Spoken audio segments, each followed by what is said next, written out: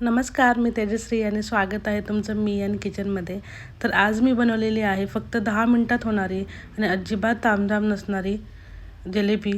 तर ही जिलेबी एकदम कुरकुरीतही होते आणि पाक अगदी आतमध्येपर्यंत जातो. तर तुम्ही बघू शकता ही किती कडक अशी झालेली आहे आणि पाकही आतमध्येपर्यंत गेलेला आहे. तर चला तर मग आपण रेसिपीला सुरुवात करूया. तर इथे जिलेबी बनवण्यासाठी अगोदर आपण पाक बनवून घ्यायचा आहे. तर पाकासाठी मी 1 कप साखर घेतली, त्याच्यामध्ये अर्धा कप पाणी घातलं.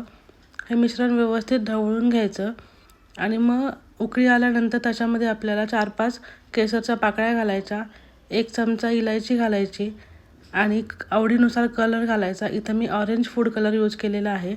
आणि मग पाक हा आपल्याला 5 ते 6 मिनिट उकळून द्यायचा आणि एक तार आली की मग गॅस बंद करायचा, म्हणजे आपला पाक हा परफेक्ट झालेला आहे. आणि नंतर जिलेबीच्या मिश्रणासाठी इथे मी 1 कप मैदा घेतलेला आहे. तर मैद्यामध्ये 1 टेबलस्पून तूप घालायचं. हे मिश्रण व्यवस्थित मिक्स करून घ्यायचं आणि मग नंतर लागेल तसं आपल्याला हळूहळू याच्यामध्ये पाणी टाकायचं आहे. तर पाणी हे हळूहळू घालायचं, कारण की कन्सिस्टन्सी आपल्याला जास्त पातळ नको आहे आणि थिकही नको. हे अशा प्रकारे आपल्याला कन्सिस्टन्सी हवी आहे, म्हणून पाणी हे जपून घालायचं.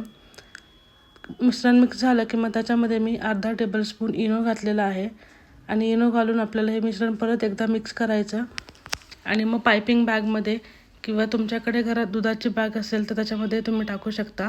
हे बॅटर त्याच्यामध्ये भरून घ्यायचं आणि पायपिंग बॅग ही व्यवस्थित आपल्याला पॅक करून घ्यायची आहे.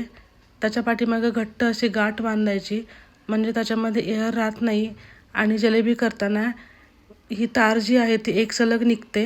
एअर असला की मग ती तारमध्येच तुटते. ते इथे बघू शकता आपली मिश्रणाची तार किती व्यवस्थित अशी निघते आणि जिलेबी ही छान होते. तर इथे मी 5 वेळ्यांची जिलेबी बनवलेली आहे. तुम्हाला आवडेल अशा आकारामध्ये बनवू शकता. आपल्याला ही दोन्ही साईडनी व्यवस्थित कडक होईपर्यंत तळून घ्यायची आहे.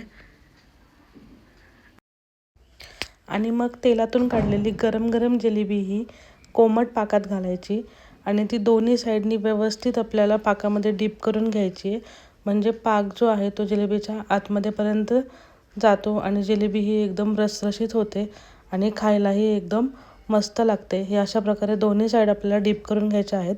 साधारणतः 1 मिनिटापर्यंत हे आपल्याला पाकामध्ये मुरवत ठेवायचे आहे आणि मग नंतर जिलेबी त्यातून काढून घ्यायची, एका डिशमध्ये काढायची आणि मग सर्व करायची. तर बघू शकता तुम्ही जिलेबी किती छान झालेल्या आहेत, एकदम रसरशीत दिसत आहेत आणि कुरकुरीतही झालेले आहेत.